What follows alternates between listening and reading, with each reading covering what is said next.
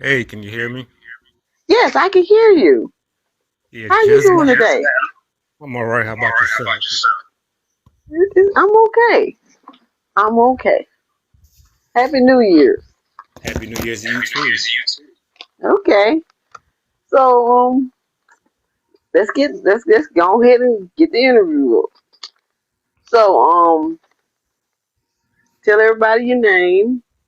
Your name is TB Scott, right? Yeah, I'm going to the name PB Scott, but I also like to get the name Mr. Chronic Black as well.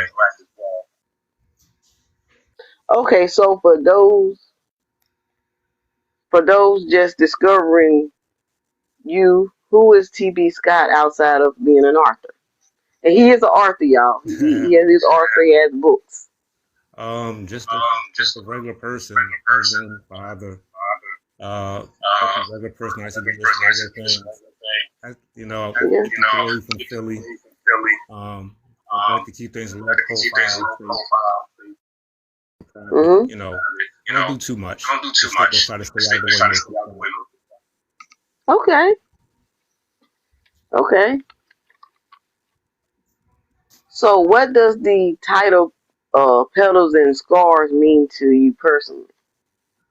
When I was writing that book, I didn't even come up with that title. Actually, my publisher came up with that title for it because we were doing like a series of other books on domestic violence for the month.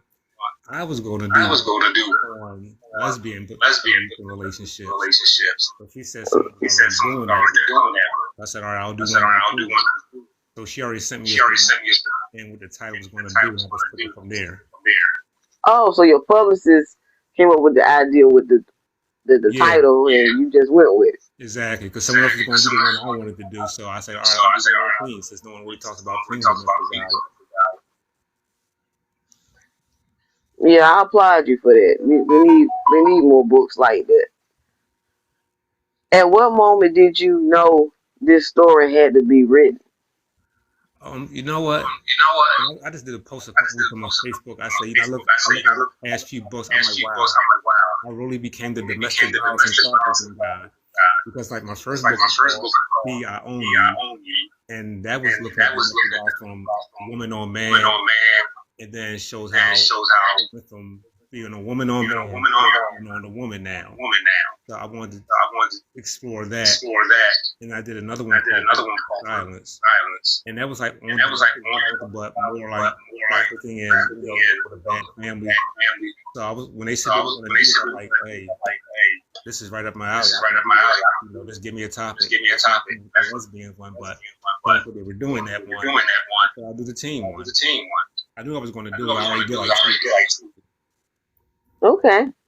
And for the guests who are just coming in, his name is T.B. Scott. He's an author. Okay. Without giving too much away, what makes what makes hold on, I think I went up too.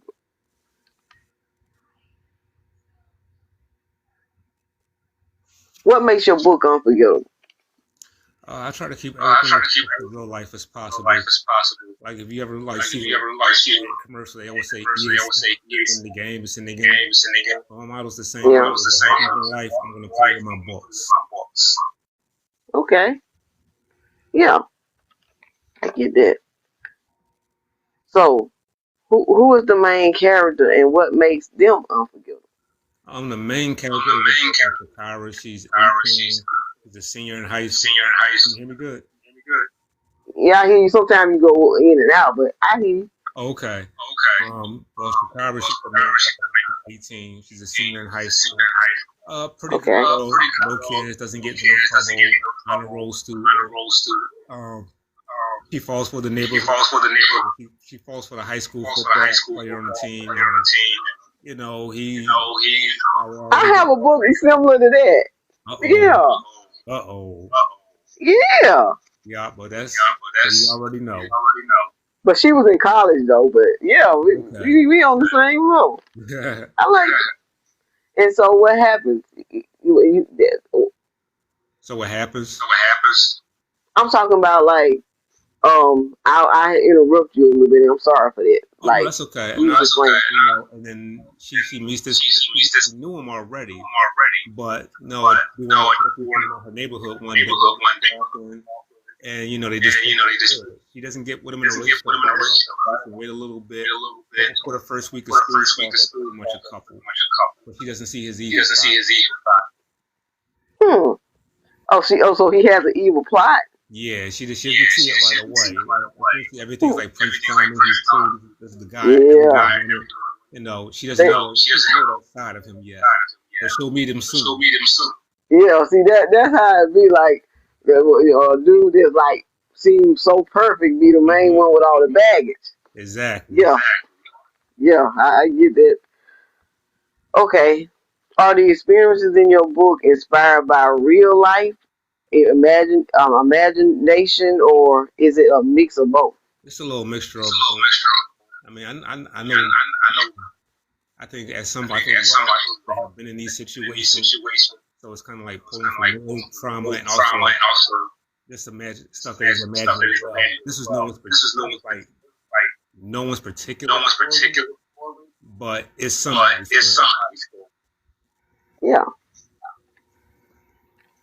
Which chapter or scenes was the hardest for you to write, and why? That's a couple chapters. I think everyone where he was the abuse took place. Yeah, I remember what's and the abuse they go through. I think that was hard to write. I think some of it might be hard for some. Yes, I didn't get like what I'm looking for. Too gory with it. But you still. But I just didn't go with it. Like with it. But just those scenes where the place were probably some of the hardest. Okay. The title suggests both beauty and wounds. So, do those themes show up in the story? I think as far as we know how it goes. And you see the ugly side, and then you know it's coming. Here comes the flowers. Here comes the candy. Yeah. Here comes I'm sorry. I'll never do it again. And that's the part you try to replace with scars. So. Okay. What do you hope readers who have experienced trauma take away from this book? When I did this, I really wanted us to reach out to if you get this book, if you know any teenagers, whether teenagers, the book that gives it because this is something we don't talk about. And I know it's a lot of high school or even college. They don't know how to talk. Yeah. Hopefully, reading this book, to talk about it. Yeah, and well, they don't. I mean, kids growing up in domestic violence, people don't know how much badly that affect them, and they'll grow up remembering all of that. Because I am a child that grew up in that, but I'm gonna leave that alone. Wow. But yeah, this needs to be told because far too often grown ups think that kids are some type of robots, like they don't have feelings and they don't see what they see, and that everything is always stay out of grown folks' business. Well, if you showing them all of that, you don't think that's gonna, even if they do stay out, it's gonna be in their mind. It's like if you're a boy, watch your mom getting abused, you're gonna grow up to be one of the Exactly, you're gonna turn into an abuser. Yeah, or you're gonna be someone that doesn't like it, or you're gonna be someone that's an abuser. And if you're a girl, either you're gonna grow up and be just like your mom, or you'll be smarter. And go through that from it, and think that that's normal, or you're gonna go the opposite way, and you can turn angry. You gonna think that all men are like that, and so you gonna always keep your guard up.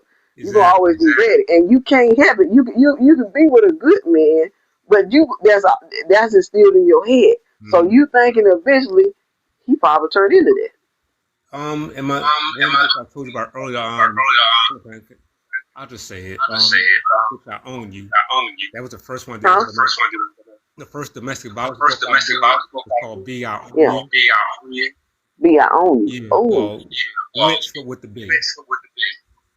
Me, I own you. And one part of that book, the part where this guy, he's at a counseling session for violent survivor, but he wasn't a domestic survivor. He was actually the abuser. So he started sharing with the group. And one of the points we never realized that when we have kids, we never realize how much it goes to accept domestic violence. And one of the things we do that when you hear somebody, say some little boys in class, you just keep sitting on her and picking on her. That's the first thing you tell her.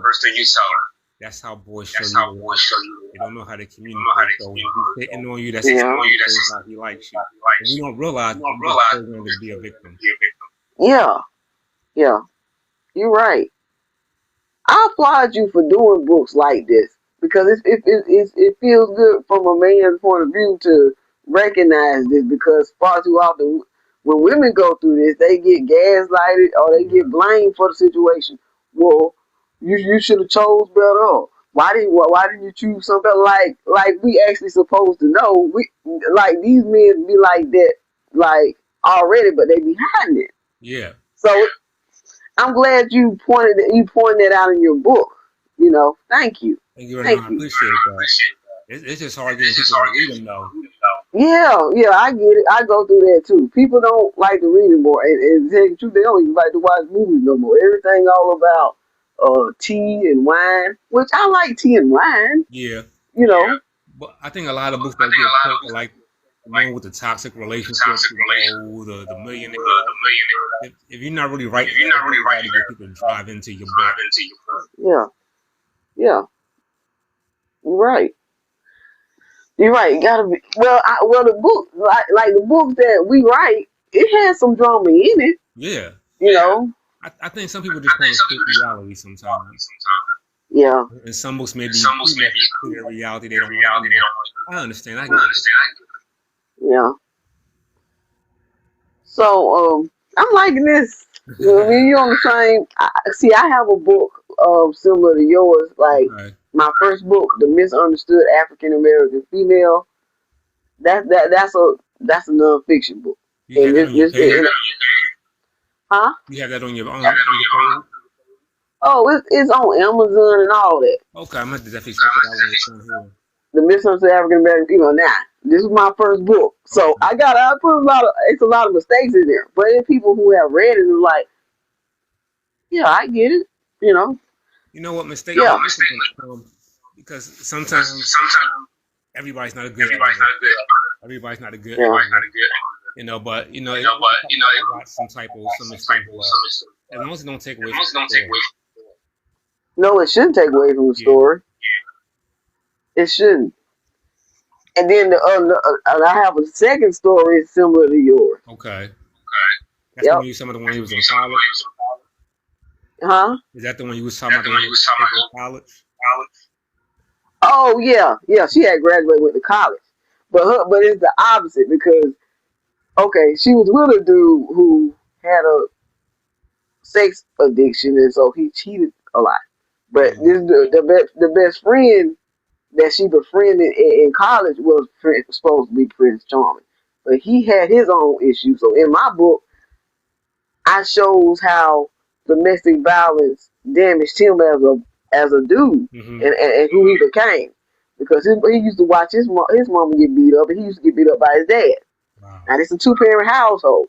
So far too often, I ain't trying to talk about you. I'm just talking about men in general try to gaslight that situation. Like a person can't come out of a damaged 2-parent household where they watch they daddy, be toxic. Yeah, far too often that gets gaslighted. They just don't want to look at the fact that if you a child should be in a 2-parent household and blah blah blah, but they skip the fact that child might not be in a healthy 2-parent household. That's the point too. Yeah, but far too often men don't look over that. Oh, as long as you're in a 2-parent household, you should come out okay. And one of the parts in the book, Petal Scars, when to see him, it's true cause he has like a back to school party, and he goes up to talk to one, and one of his at the party. So when he gets done talking, he comes over and sees his girl.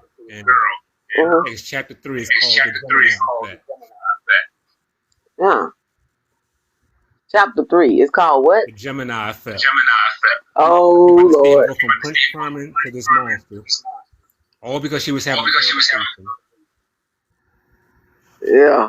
And so he turned into a monster, huh? He flip-flopped. Right, like this quarter completely off guard. Yeah, that that really is a joke out there. My dad was Gemini, so I know all about it. Not trying to bash you, Gemini. I mean, you know, y'all have them different personalities and stuff. I mean, I'm just saying. Yeah. So let me go to the other question. How long did it take you to complete Petals and Scars from ideal to publishing? The writing process is about a month long. Yeah, it didn't take that long. No, it was a novella. Okay. So, how do you stay disciplined and motivated as an author? That's a good question. You got. I would say you got to write. You know, you can't really write what you want to read because I'll get like for instance, I don't really like doing plays. I do mostly standalones because when I try to do more than one part, halfway through I get bored. Because I'm tired of these plays. I want to do something else. So we got to keep writing something. I think people will enjoy writing. So you got to stay consistent, or it got to excite you enough to keep writing it. Because if you turn into something, then you'll just lose interest and stop. Attention span like, Yeah, you're right. I go through that too. So what lesson has publishing taught you that you wish you knew earlier? You mean I'm still learning, actually. Patience. Like I've been doing this like and I think we will all be where everyone knows our name. It's not the era when fiction first started before media. Now it's like it's separated. You just gotta know artists. Eventually your time. Sometimes we get a little it's been 13 years. Yeah, you're right. So if your book stops selling today, I'm always ask people something similar to this. If your book stops selling today, would you still be inspired to write tomorrow? Yeah, I'm still write regardless. I'm still write. And you know what? If you look at some of the best writers out there, they all got the same story. They know it's going to go anywhere. Someone came across it and it took it. Yep. You're right. So, I know this is not your only book, but could you tell everybody everything, you know, all your books and your future projects you're into, so they can, and tell them where to find your books and everything. Well, you can find all my books on Amazon. Don't quote me on I think they might be on Barnes & Noble, but I know Amazon. My next project I have coming out. It was a book I had out with another company, but when I came off that company, they took it back down. So it wasn't up. Lustful Obsession. It's an erotica, and it's going to be a duology. But what I want to do with it, I'm going to re-release part 1, and then the very next day, I'm going to go ahead and drop the finale. I know people are for the next part. That's why I'm actually working on the Lustful Obsession, so I can drop part 1, and then the sequel to follow it. And then, like I said, Breaking the Silence, Battle Within. That's about another young girl, Charisma. She's going to a school to talk to a bunch of girls about the about what? Oh, she's going to she goes to the school to talk to a bunch of teenage girls at like 13 or 16 to talk to them about the some of them are pregnant, living wild. So she's going to share her experience. So the story goes back to her in the classroom talking to them, and then the chapter everything that happened in her life. chapters 1, 12, and 18. So she's the narrator, right? Yeah, she's narrating. I have a book. She's narrating. My third book, Queens in the War Zone, like that. Okay. Okay, so it goes back and forth between the classroom and then it goes back to the story. Okay. And then the thing about What I Own You, that's the one where I own you. Domestic violence between woman on man, because that's what I talk about. Like a lot of men they don't talk about it either. So I wanted to talk about that violence. But how people become abusive. What thing in their life took them down this path? That's what I really want to do with that book. Okay. So. And the streets need a body. I'm not power book raising. It's the streets need a body. Yeah. That's the name of it. And it's kind of like that movie. It's kind of like that show, Raising Cain. Yeah, that's where I got it from. Every time I hear the streets need a body, rock. I said, I'm gonna make that a title. So I wrote the book called The Streets Need a Body. Teenagers too. Basically, these streets ain't gonna get. Y'all sitting here doing plans of renting from. You ain't even own them, but you're dying over these neighborhoods. I want these young boys and young boys. These are the consequences of the life you want to go down this road. Yeah. When you get locked up, ain't nobody putting money. Your boys, they ain't your boy. Girl, she's not gonna ride that car. Your boys are trying to it's your girl, so only person gonna keep on talking to you. And then the more time. Think about how many people you're gonna lock up. Yep. So you probably lose your, depending on how long. Well, it don't matter how long. You probably lose your mom, your dad, your brothers, all that. And we black, so you know they gonna throw the book. Yeah. Yep. You're right. And I appreciate what you're doing for the black boy. Thank you. Thank you very much. I appreciate that. I appreciate what you're doing for the community, because I just wish more people would read it. Yeah. Because, these books have some knowledge in them and stuff, and, it probably show them that they don't need to be going down that route. If you're a woman, you don't need to be being with a man that's going to. And you know what? It could be like that back before social media. It said it wouldn't be like that before. Oh, it was always like that. Yeah, like the books with messages back before. You had like Treasure Blue, his books. You had people that wrote books that had messages. I don't know things, but somewhere in there. Yeah, you're right. So you're right. Yeah, you're right. So social media is like, it's like people tend to watch social media more than they do want to read and stuff. Yeah. And then before that, it was the TV. The radio, all that. Yep. Got a lot of distractions. Yeah. But we can't pay attention to that. We got to keep going. That's all you do. Somebody's going to read it. Exactly. All you need is one person to spread the word. Yep. You're right. And I enjoyed this conversation. And thank you for coming up here. Thank you for having me on the platform. And y'all, for your readers, go visit him.